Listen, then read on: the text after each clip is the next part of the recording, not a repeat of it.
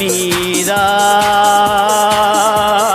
நானும் இங்கு பாட்டு சொல்ல நாணமெல்லாம் மல்லி தந்த தேவி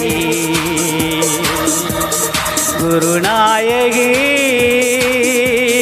உனை வாழ்த்துரே. நான் தான் தாயுமின்றி பாட்டு சொல்ல வாயுமின்றி தத்தளிக்கும் ஜீவன் என்னை வாழ்த்தினால் நான் பாடுவேன்.